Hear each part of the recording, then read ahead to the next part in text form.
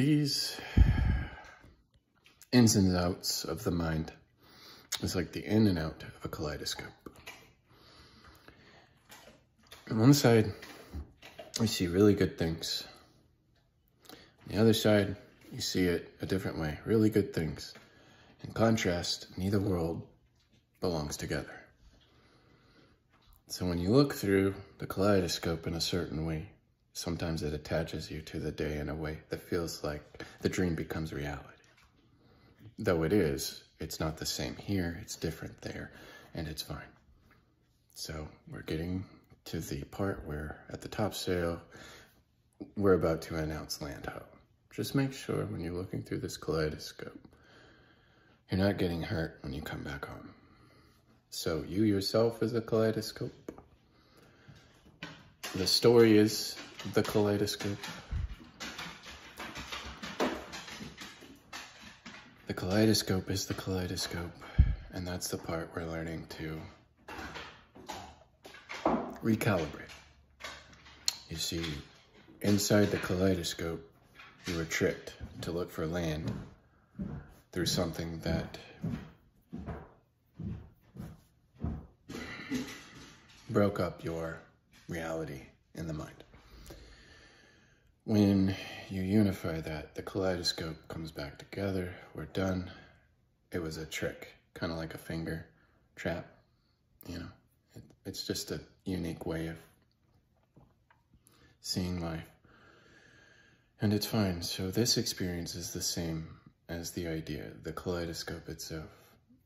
If I could not have this conversation with indifference, that would show that I lack the ability to live in this reality any way that you see it without feeling emotional about it.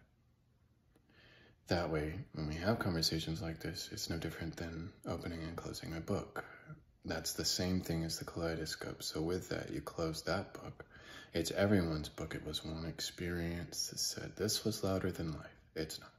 You are that life, and it's not louder than you. To control you, it would try. To conquer that, you see it like I do, let go of it. What was it? An experience. Does it haunt you? No. It's not here with you right now. Could it come back? Maybe. So learn to be indifferent with it. Advance with it. If it keeps repeating, eventually, you'll figure it out. When you do that, you're done. You're no longer climbing up the top sail to lose your leg or getting stuck in the floorboard with your peg because you like the pirate's life to be, no doubt. That's not what this is. It's not piracy.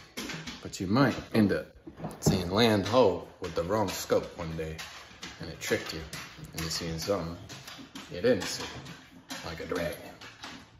Because the imagination is a powerful thing. So in that world, that's what you're playing with. So you have to be the director, the illustrator, the conception, the book, the spine, the shelf, and the one reading it together right now. That's you. The one I'm speaking from is that person too, but this is me, not you. So me says, put the kaleidoscope away, close the book. If you're having trouble, take a look. Reading Rainbow says, you're not dying. You're stronger than that experience. This is real. If you're breathing, you're okay. Don't think about anything else.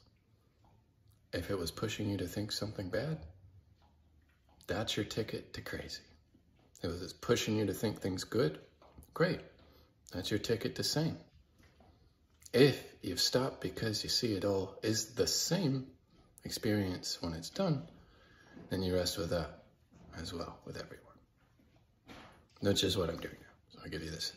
It's because of the experience. I learned this from us today, how to put that down. Thanks. So, when we're out there making our world a better place, make sure you're good for that.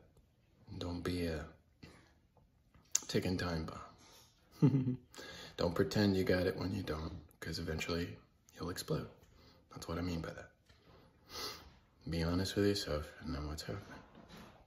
So when you put the book down, put it on the shelf, you the reader, no one else, we'll be done with it. Safe and sound, right where you are now, breathing.